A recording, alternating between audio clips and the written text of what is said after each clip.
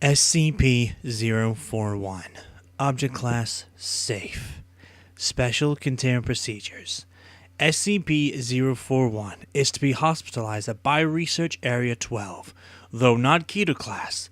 Should SCP-041's abilities ever propagate beyond a reasonably containable area, the risk of SCP-sensitive information being broadcast to the public remains too great a risk and warrants area-level isolation away from the general populace.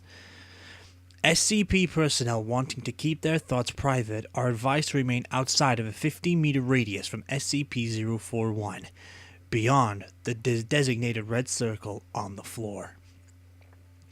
It is beneficial to maintain the health of SCP-041 to have a sitter in the room who watches television and concentrates on its programming. This allows SCP-041 to effectively watch television through the mind of someone else.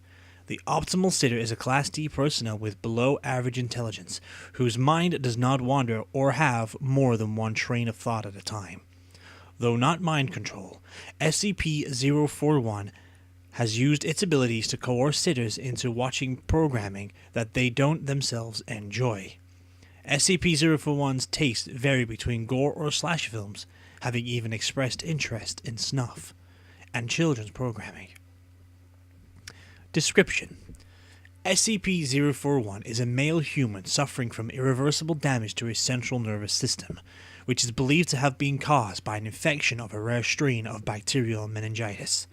Although antibiotics were successful in clearing the infection, the membranes surrounding his brain and spinal cord have reacted to the infection by severing many neurons connecting the central nervous system to the rest of the body. SCP-041 must rely on a respirator to sustain its breathing, a biventricular pacemaker to keep his heart beating, and a nasogastric tube to provide nutrition. Visually, SCP-041 appears to be in persistent vegetative state. However, observers in the presence of SCP-041 begin to realize that their thoughts, along with everyone else's in about a 10-meter radius from SCP-041, are broadcast in a semi-audible fashion. Aside from being the source, SCP-041 is also capable of broadcasting its own thoughts to those present. Anyone forming an idea using words will have those thoughts unwillingly transmitted to others in his range, as mind-audible speech, which cannot be recorded by any known equipment. Mind-audible speech may be heard using whatever voice a subject chooses to think with. Most typically, this is a subject's normal voice.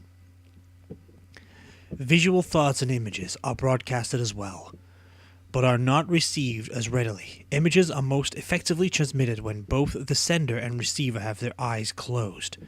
The sender concentrates on a single object without environment or background, and the receiver's mind is clear of conscious thoughts. Communication between subjects using visual images, particularly those not rooted in memory but imagination, is usually difficult.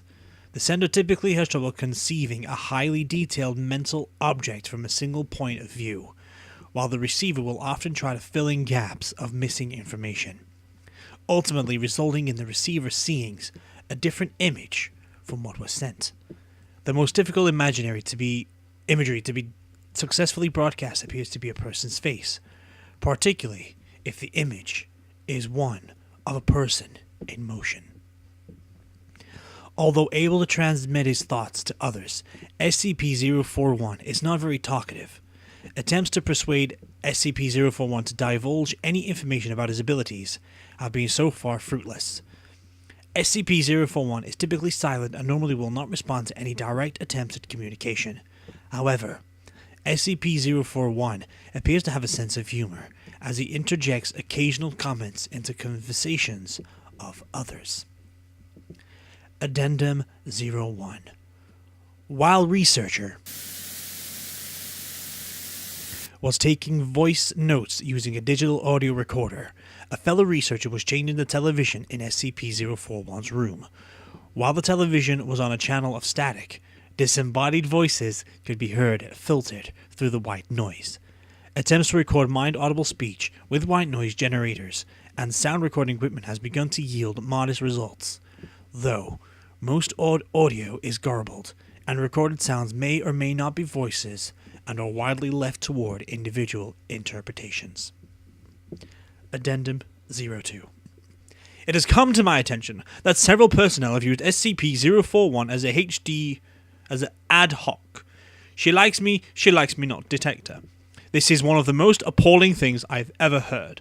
Are we safeguarding potentially word-destroying objects, or are we in 3rd grade? Dr. Clean. Document 01. Researcher's quote. You know, the first time I was in that room with Ken in 41, I kept hearing this singing. It was this little girl's voice singing some kid song. It wasn't the TV, and it definitely wasn't a radio. It was in our minds, you know.